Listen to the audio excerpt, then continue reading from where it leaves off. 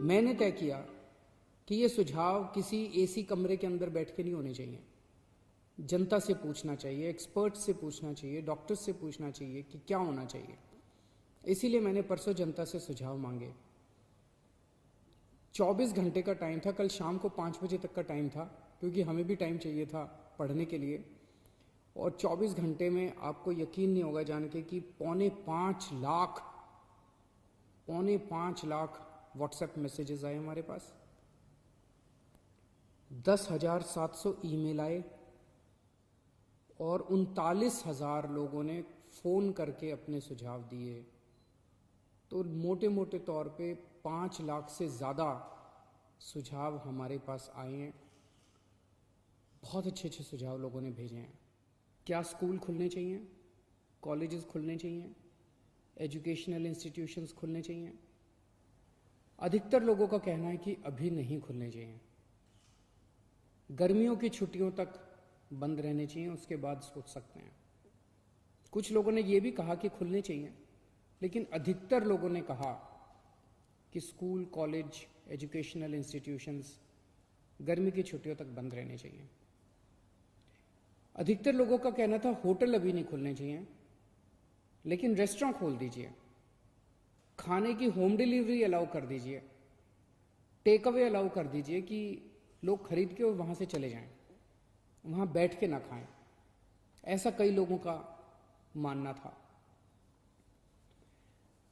लेकिन इस पे लगभग लोगों की सहमति है कि अभी बार्बर की शॉप, नाई की दुकान नहीं खोलनी चाहिए, उसमें काफी ज्यादा कांटेक्ट होता है, उससे कोरोना फैलने का डर रहता है। उसी तरह से spa, salon, cinema halls, swimming pools, इसमें अधिकतर लोगों ने कहा कि अभी फिलहाल ये नहीं खुलने चाहिए। लेकिन लोगों ने ये पूछा कि जी ये जो शाम को 7 बजे से सुबह 7 बजे तक आपने कहा है कि लोग अपने घर से बाहर नहीं निकलेंगे, इसका क्या लॉजिक है? कोरोना से इसका क्या लेना देना है? रात के वक्त इसको, शाम के वक्त लोग बाहर नहीं निकलेंगे, इससे क्या लेना देना है इसका कोरोना का? तो लोगों का कहना था कि ये वाली टाइम लिमिट नहीं होनी चाहिए। और कई लोगों ने कहा है कि मास्क न पहनने वालों पे सख्त फाइन लगना चाहिए, उन पे सख्त कार्रवाई होनी चाहिए, मास्क पहनना कंपलसरी होना चाहिए। लोगों ने कहा जी पार्क में जाने की तो इजाज़त होनी चाहिए ताकि सुबह वॉक कर सकें, वॉक करेंगे तो हमारी इम्यूनिटी बढ़ेगी, एक्सरसाइज करेंगे, योगा करेंगे तो हमारी इम्यूनिटी बढ़ेगी। लोगों का ये भी कहना है, कई लोगों ने ट्रांसपोर्ट के ऊपर अपने सुझाव दिए हैं। उनका कहना है कि ऑटो रिक्शा और टैक्सी खुलने चाहिए।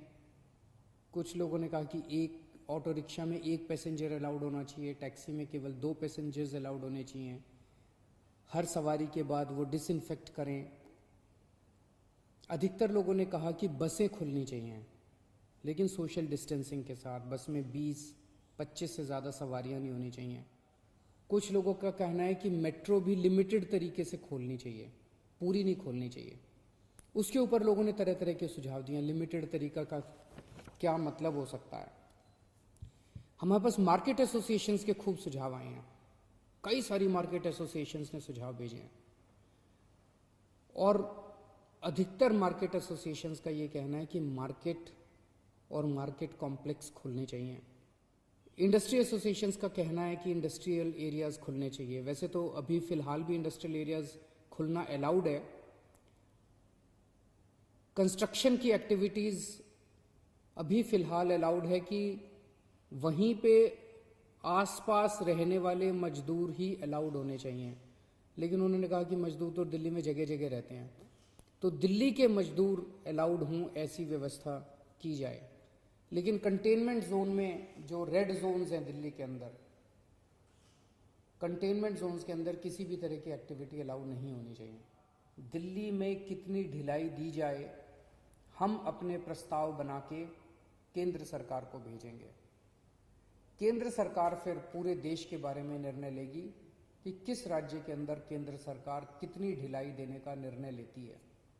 इस वक्त पूरे देश के अंदर डिजास्टर मैनेजमेंट एक्ट लागू है। जिसके अंदर केंद्र सरकार को काफ़ी पावर्स हैं कि वो स्टेट गवर्नमेंट्स को सीधे डायरेक्शन देती है कि कौन सी स्टेट गवर्नमेंट को क्या काम करना है। तो जो केंद्र सरकार आदेश देगी अगले 2-3 दिन में हम लोगों को पता चलेगा। उसके आधार पे सोमवार से दिल्ली के अंदर अलग अलग एक्टिविटीज़ शुरू होंगी। जो भी एक्टिविटीज़ शुरू हों, एक चीज़ का ख्याल रखना है, सोशल डिस्टेंसिंग का फॉलो करना है, हमेशा मास्क पहन के घर से बाहर निकलना है, और ख़ास तौर से अपने बुजुर्गों का, प्रेग्नेंट महिलाओं का और जो कोमोर्बिडिटी वाले लोग हैं उनका ख़ास तौर से ख्याल रखना है। नमस्कार।